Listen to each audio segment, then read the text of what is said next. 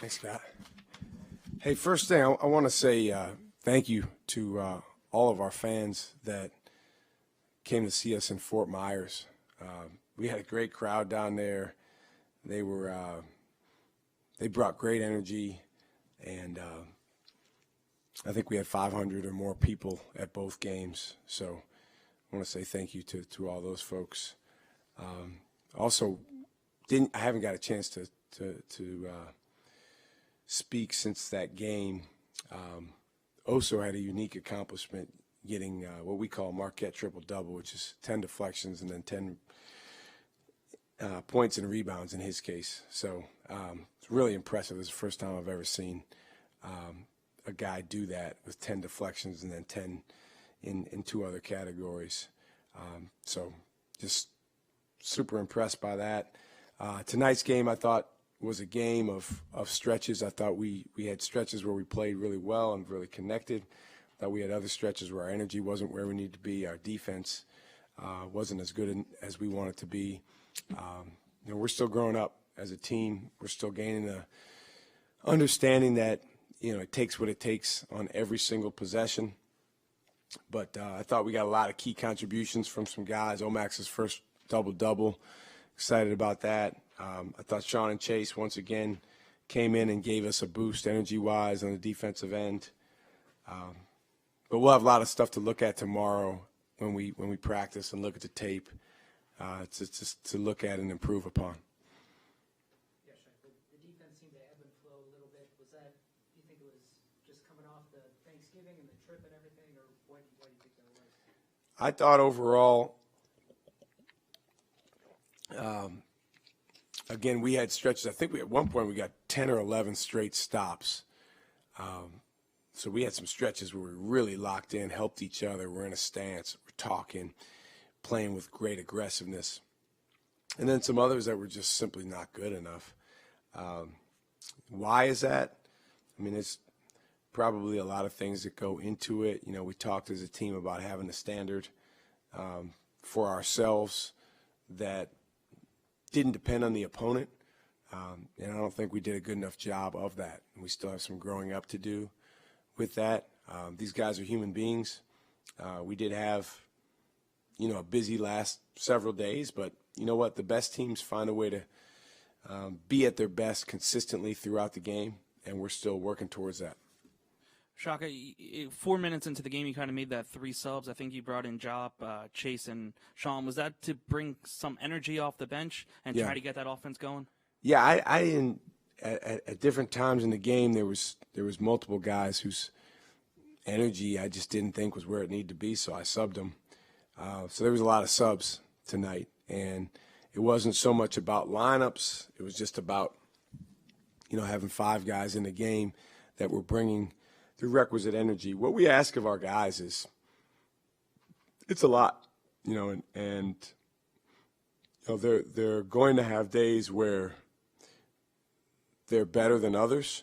But I think in terms of the areas that we can control, our stance, our talk, our defensive readiness, the execution of the defensive concepts that we talk through, we have to be more consistent with that and continue to get better. Chase had that 3 right out of that timeout on his first touch. What was he able to bring tonight? Obviously a big scorer there, but just in general. Chase is a very versatile player, and he's a great blend guy from the standpoint of you can play him with anyone. He can guard a variety of positions. He's not a needy player where you have to run a bunch of plays for him. He does a really good job getting out in transition. He's a very capable shooter. I'm just really pleased with him, and he's just scratching the surface of what he's going to be. I'm glad that he, and Sean and Ben are getting some really, really valuable experience, and hopefully this is going to pay off for them long term. You mentioned Omax's double-double. I think he had 4 offensive rebounds. Do you see him kind of figuring out how he can affect games and bring different energy? Yeah, he had a great offensive rebound that he kept alive in the second half, which I thought was a huge play for us, just energy-wise. It was weird. We scored 82 points, but it kind of felt like it was far from our best offensive night. So I guess that says we've got potential to score more. But Omax, the way that he flew around, the way that he rebounded, drove the ball aggressively, got in the paint, got to the foul line.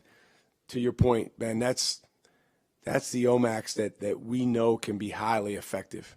And he's a guy that can do a lot of different things, but those things can be really a foundation and a base for him that he brings every time. Cam seemed to attack the basket more instead of settling for jumpers. What do you like about the way he played? He's still coming. I mean, he's such a good player. I gotta help him more play with just absolute clarity. Wait till you see him when he's really, really humming. But I think for him, he has to understand and own that it starts on the defensive end. Sometimes with gifted scorers, that's a journey to learn that.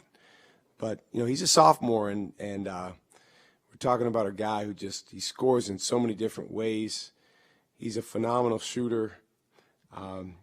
But I think as he gets more and more comfortable just being himself and, having a clarity of mind to do the right next thing and not questioning himself, he's gonna continue to play better and better. Chicago State started 5 guards. I know you guys are very athletic, also can switch a lot, but does that bring a little bit of a challenge playing 5 guards? Well, the challenge it brought was we knew they were going to really try to drive us, put their head down and drive us, and they had good quickness. These games in November and December, when teams from the bigger leagues play teams from, the maybe smaller conferences, the recipe for losing these games is you get driven a lot, they finish around the basket, and they kick out and they shoot a lot of threes. So that's how the game started. They were driving us, they're kicking it, they made some shots. We didn't get up enough. I'm yelling from the sideline, get up, get up. And I did think our guys adjusted. I told them, I said, hey, Weaver and Cardette, those are really good players. I mean, those guys were recruited just as heavily out of high school as you guys were. And I thought our guys did a better job in the second half on them. You guys out-rebounded them 33-32. I think the first half, I think it was much more in their favor. What did you see in the second half from rebounding? Good aggressiveness in the second half. Omax led us with that on the offensive end, and then on the defensive end as well, going to grab the ball. We need Omax and Oso to have big rebounding numbers for our team. And then we need Jop to rebound at a higher rate than he did tonight. I mean, it's just with the team and the guys that we have, we need our guards to contribute. We need everyone to work together on that. It's something that we work on every day. With Zach sitting out again, do you have an update on this? Yeah, his knees, he's got soreness in his knee. His knee's bothering him. He's got, some consultation coming up with our medical people. Our trainers have been working really hard with him, and he's been working hard. But, just didn't feel like down in Fort Myers or tonight he was really going to be in a position to go in a game and be able to play comfortably. So, we'll continue to, try to help him. And at the end of the day, you always, you want to err on the side of, putting a guy in position for him to be the most successful.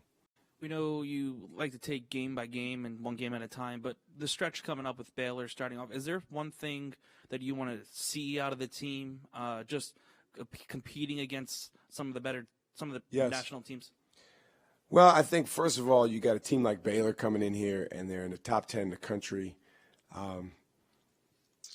You have to understand that, certainly the margin for error goes down in those type of games, but at the same time, you have to play with an approach goal mindset, which is going after winning and going after the things that go into winning, as opposed to trying to avoid mistakes, because that's that doesn't work.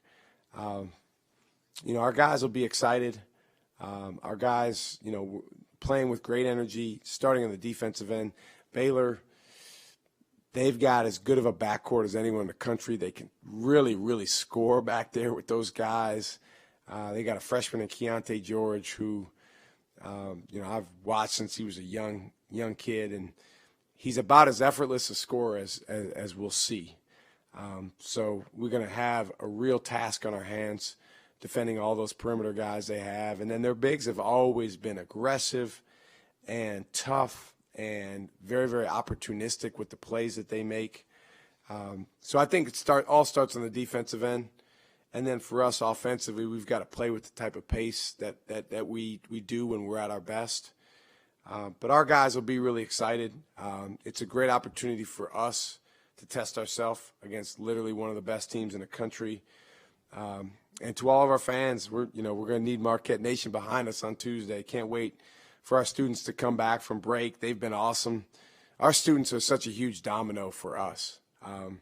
We were missing a lot of them tonight, just with it being Thanksgiving break. So excited about them coming back and making Fiserv Forum, when it gets so loud, one of the best home court advantages in the country. You've seen a lot of good on-ball defenders over your years. Are there any common traits among them that Sean Jones shares? Quickness. That's the first thing. He's very quick. And I would say the next thing is anticipation and just the ability to be kind of a step ahead of where the offense is going. Stevie and Sean both are young players who have the capability to be just incredible on-ball defenders. And I would put Chase Ross as someone that can be in that category as well. But the key is with young guys like that, learning how to be as aggressive as you can be without gambling or without giving the other team an angle. And, we looked at some clips after our Mississippi State game near the end of the game where our aggressiveness with some of those guys actually worked against us and it turned into fouls. So it's a double-edged sword. I coached probably the best on-ball defender in college basketball in the last 10, 15 years, a kid named Breonte Weber at VCU. And his freshman year, he's very undisciplined. And he got out of position, and he fouled a lot, and he gave guys drives by getting on the side of them. So I think one of the things as a young player is learning how to be super aggressive and effective, heating up the opposing player, but then also playing with great discipline. Thank you, guys. See you on Tuesday.